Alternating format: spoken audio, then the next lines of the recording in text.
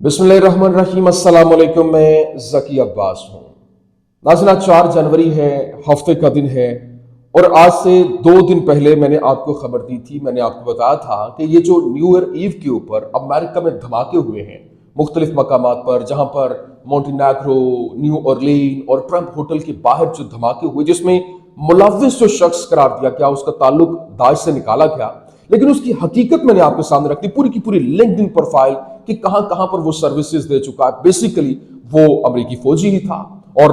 जो आईटी की अंदर उसका एक बहुत बड़े ओहदे के ऊपर आईटी चीफ के तौर पर वो काम कर रहा था, रिजर्व फौजी था। और लेकिन ये मैंने उसी वक्त आपको बता दिया था कि ये 9/11 की तर्ज के ऊपर यूं समझते हैं कि इसको जवाब बनाकर मिडिल ईस्ट के अंदर एक नई जंग जो है वो छिड़ी जा रही है और ये जो हमले भी करवाने का वही मकसद है। अब वही हुआ जिसका डर था और अब जनाबे वाला अमेरिका के अंदर जो धमाके हुए वो तो एक बहाना था, लेकिन ईरान निशाना था।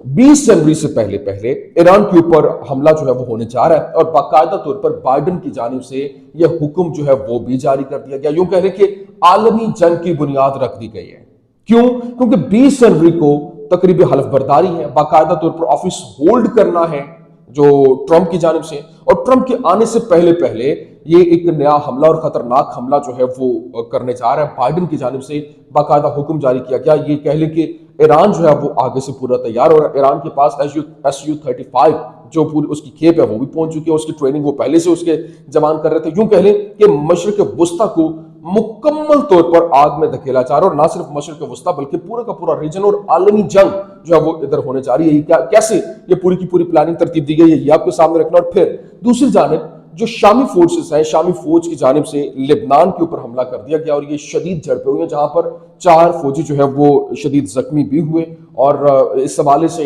जो आपस में, हालांकि दूसरी तरफ जो है वो इसराइल जो वहां पर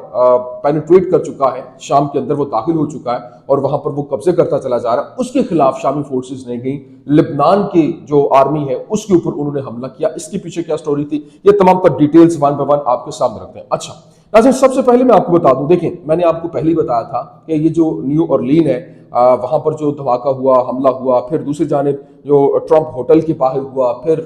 जो मोंटेनेग्रो के अंदर हुआ, ये सारे का सारा जो शमसुद्दीन जब्बार था जिसको लेकर इन्होंने उसका घर तक दिखा दिया, उसके घर में जाके उन्होंने वीडियो बना रहे हैं, जी ये यहाँ पर ये सिनेरियो है, यहाँ पे बॉम्ब बनाने की मशीन मौजूद है, स्टेशन लगा हुआ है, इसका ताल्लुक दाज से है, उसका जो झंडा वो बताया जा रहा है वो लेके आ रहा है, उसने उल्टा झंडा पकड़ा हुआ है। मतलब वो एक फीड करने की कोशिश, एक पूरी पूरी यूं कह ले कि फ्रेम करने की कोशिश की जा रही थी ताकि उसको जवाब बनाकर लोगों को बताया जाए कि ये देखें ये जो कैसे दाश इसमें मुलविस और दाश को हमने खत्म करना है और इसके लिए इसका ताल्लुक जो है वो मशरिक वस्ता से है, तो हमें वहां पर ऑपरेशन करना होगा। और अब तो ये ना सिर्फ ये, आप देखें कि मैंने आपको बताया था कि जो रैंडी फाइन है जो उनका सेनेटर है उसकी जानिब से, और फिर जो लिंडसे ग्राहम है उसकी जानिब से भी वहां पर हमले के कहा गया था कि इसको खत्म करना चाहिए और इस्लाम पसंद जो है जो उनके ऊपर उनका कला कमा करना चाहिए। अगर ये नहीं होंगे तो ये हमारे लिए खतरा होंगे। अब जनाब वाला जो खबर सामने आई है और बाकायदा तौर पर जो बाइडन है उसने ये कहा कि जो इसके ऊपर ईरान के ऊपर हमले की तैयारी का हुक्म जो है वो जारी कर दिया है। द टेलीग्राफ क्या रिपोर्ट कर रहा है? टेलीग्राफ कहता है Biden discussed plans to strike Iran nuclear sites before Trump inauguration. मतलब ट्रंप की इनॉग्रेशन से पहले पहले जो ईरान की न्यूक्लियर साइट्स हैं उसके ऊपर हमला जो है वो होना चाहिए, ये बाइडन ने डिस्कस किया और ये प्लान जो है वो तरतीब दिया गया। अच्छा, ये सिर्फ यहां तक नहीं रहा बल्कि इसके साथ साथ दूसरी जानिब जो यरूशलेम पोस्ट है उसने क्या लिखा, वो कहता है Biden given options for potential US attacks on Iran's nuclear facilities, Axios reports. मतलब जो एक्सियोस रिपोर्ट्स हैं वो सामने आई और बाइडन की जानिब से ये कहा गया है, उसने कहा कि यूएस की जानिब से अब जो ईरान की न्यूक्लियर फैसिलिटीज हैं उनको निशाना बनाना चाहिए और उसके ऊपर हमला जरूरी हो चुका है। फिर आप अगली रिपोर्ट देखिए, ये द टाइम्स क्या कह रहा है, Biden recently presented with plans for potential US strikes on Iranian nuclear facilities. मजीद जो है वो बात यहां तक नहीं रुकती है क्योंकि ये जो बाइडन की जानिब से एक मीटिंग जो है वो होल्ड की गई और जो मैंने कहा ना कि इसका ताल्लुक न्यू ऑरलीन और ये जितने भी धमाके हुए इसके पीछे उन्होंने कोई ना कोई जवाब बनाना है। अब यहां पर वो जवाब सामने आ गया 2 दिन पहले, अल्हम्दुलिल्लाह जो मैंने आपको खबर दी थी वो सच साबित हुई और افسوس میں کہتا ہوں کاش یہ جھوٹی خبر ہوتی، کیونکہ جو ہم وہاں پر دیکھ رہے ہیں کہ یہ ایسا ہونے جا رہا ہے، کیونکہ پہلے بھی یہ فریم کر کے عوام کی مائنڈ میکنگ کر کے ایسے گیم کرتے آ رہے ہیں. ابھی کیا بائیڈن نے کیا کہا؟ Intelligence agencies are investigating any internal اور external links to the New Orleans attack. Number 1، انہوں نے کہا کہ جو انٹیلیجنس ایجنسیز ہیں وہ انویسٹیگیٹ کر رہی ہیں کہ انٹرنل اور جو ایکسٹرنل لنکس ہیں نیو اورلین جو حملے ہوئے اس کو لے کر، اور پھر ساتھ میں یہ بھی کہا گیا we will continue to pursue ISIS and terrorist groups wherever they are. مطلب ہم جو ہے وہ کنٹینیو رکھیں گے ان کو پرسو کرنا، چاہے وہ داعش ہے چاہے وہ ٹیررسٹ گروپس کوئی بھی. مطلب داعش بھی تو ٹیررسٹ ہی ہے، وہ بھی ٹیررسٹ گروپ ہے. اور انہوں نے کہا یہ جہاں کہیں بھی ہوں گے ہم ان کے اوپر حملہ کریں گے. لیکن اب اس کا مطلب یہ ہے کہ یہ جو جب ایران کے اوپر حملہ ہوگا، ایران نے بھی تیاری پوری کر رکھی ہے اور اس کو بھی معلوم ہے کہ کسی وقت بھی حملہ ہو سکتا ہے. اور اگر آپ خود اندازہ لگائیے کہ اگر ایران اپنی پراکسیز کے تھرو تگنی کا ناچ نچا سکتا ہے تو جب اس کے اوپر حملہ ہوگا تو پھر کیا ہوگا. آپ چھوٹی سی اگزامپل لیں، جب ایران کے اوپر جو ہے وہ یلغار کرتے ہوئے انہوں نے حملہ کیا تھا، اسرائیل کو جو جس طرح سے اس نے جواب دیا تھا وہ کسی سے ڈکا چھپا نہیں ہے. وہ حملہ جو اس نے کیا تھا تقریباً 400-500 میزائلوں کے ساتھ، وہ روک ہی نہیں پائے تھے اور اس کی ویڈیوز ابھی تک وائرل ہو رہی ہیں. اور پھر جو یمن ہے، یمن کی آپ بات کر لیں، یمن نے چوتھا بحری بیڑا جو امریکہ کا تھا اس کو وہ سمندر چھوڑنے پر مجبور کر دیا. اور اگر ایران جو ہے وہ بذات خود اس میں انوالو ہوتا ہے تو پھر یہ معاملہ کہاں جائے گا. اگر نیوکلیر فیسلٹیز کے اندر وہ حملہ کرتے ہیں تو وہ ایک زبردست قسم کا ری ایکشن دے گا، اور ایران کی جانب سے بھی اسی طرح سے حملے ہوں گے جس کے بعد معاملات کنٹرول سے باہر ہو جائیں گے. اور یہ پھر اس کی جانب سے جب حملے ہوں گے تو امریکہ جواز پیش کرے گا کہ دیکھیں ہمارے اوپر حملہ ہو گیا، اب ہم جوابی کارروائی کرنے کا حق رکھتے ہیں، تو وہ حملہ کر دیں گے. تو یہ ایک بہت خطرناک پہلو جو ہے وہ کھل کر سامنے آ رہے ہیں کہ کیسے پوری کی پوری پلاننگ جو ہے وہ یہ ترتیب دے رہے ہیں. اور یہاں پر یہ ایک خطرناک قسم کا کھیل جو ہے وہ رچایا جا رہا ہے، اور یہ پوری دنیا کو صرف اور صرف اپنے ایک کہہ لیں کہ جو ملٹری اڈا ہے مشرق وسطیٰ کے اندر، ایک میں باقی تو جو اس کے کئی ہیں 9 ملٹری اڈے ہیں، لیکن اس کی بجائے اس نے کہا کہ وہ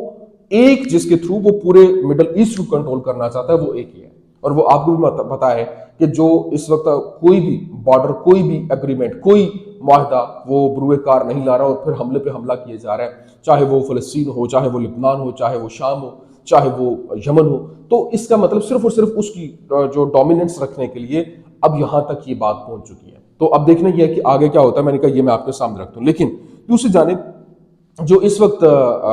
رات کو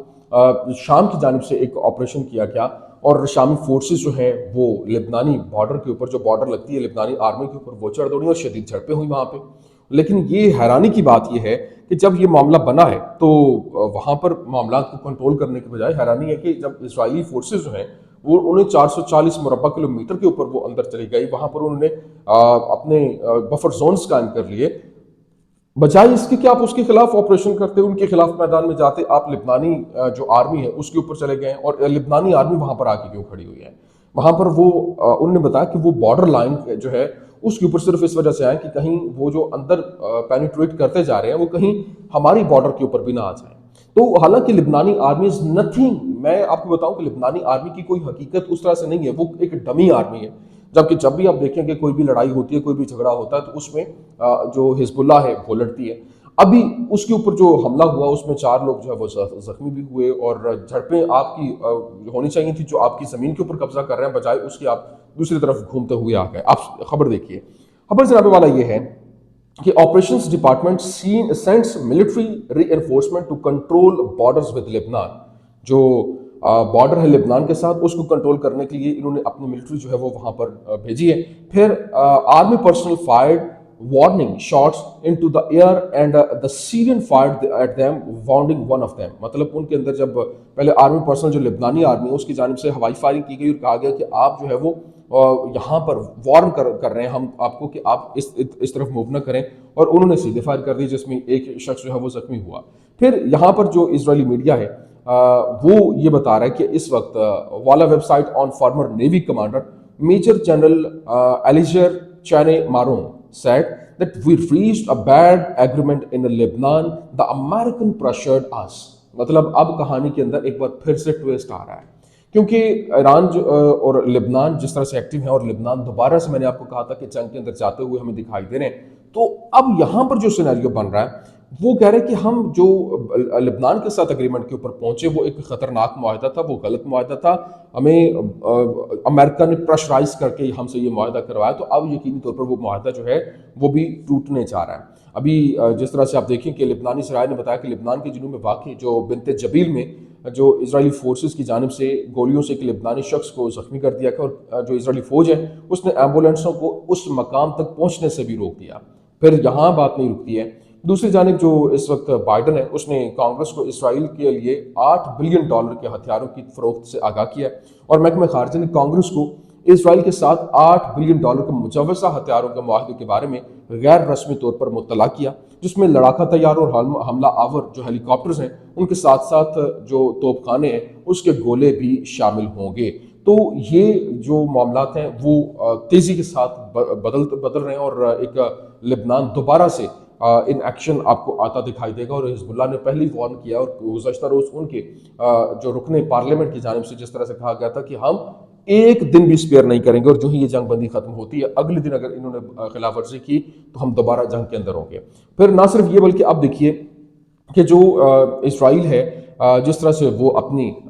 ڈومیننس جو ہے وہ دکھا رہا ہے، اور بھرپور طریقے سے وہ شام کے اندر، لبنان کے اندر، دیگر فلسطین کے اندر جہاں جہاں پر حملے ہو رہے ہیں، اب غزہ کو جو ہے وہ ایک منشیات سے بھرنے کی ایک مضمون سازش جو ہے وہ بھی سامنے آئی ہے، اور جو ایک گینگ ہے وہ ڈرونز کے ذریعے غزہ کی پٹی پر منشیات سمگل کرنے کا کام کر رہے ہیں، اور ان کا ارادہ کیا ہے کہ ایک عادی معاشرہ بنانے کے لیے پٹی کے باشندوں کے بحران، مصائب اور نفسیاتی پریشانیوں کا فائدہ اٹھایا جا رہا ہے، جبکہ عبرانی میڈیا نے گزشتہ ہفتے کے دوران غزہ کے اندر منشیات کی سمگلنگ کے حوالے سے اطلاع دی تھی کہ وہاں پر جو ہے وہ یہ معاملہ چل رہا ہے، جس میں سیکورٹی اہلکاروں کو نشانہ بنایا گیا اور ان کی گاڑیوں اور اسٹیشنز کے اوپر جو ہے وہ بھی حملے کیے گئے تھے، اور اسرائیلی فوج کی جانب سے ان کا پیچھا بھی کیا گیا، اور یہ خبریں سامنے آ رہی ہیں کہ یہ کیسے پوری کی پوری پلاننگ جو ہے وہ ترتیب دی جا رہی ہے۔ یہ ایک بھیانک قسم کا چہرہ، ایک خطرناک قسم کا پہلو کہ کیسے پہلے ان کو جو ہے وہ ان کی جانوں سے کھیلا جائے، پھر اس کے بعد جو بچ جائیں وہ غمزدہ ہوں، ان کے غموں کا استعمال کرتے ہوئے، ان لوگوں کو استعمال کرتے ہوئے ان کو منشیات کا عادی بنا دیا جائے تاکہ مکمل طور پر ان کو وائپ آؤٹ کیا جائے۔ یہ کچھ اہم ترین اپڈیٹس تھی، میں نے کہا میں آپ کے سامنے رکھ دوں۔ امید کرتے ہیں ویڈیو آپ کو پسند آئی ہوگی، پسند آنے کی صورت میں لائک کیجیے، شیئر کیجیے، اور ہمارے چینل کو سبسکرائب کرنا مت بھولیے گا۔ شکریہ۔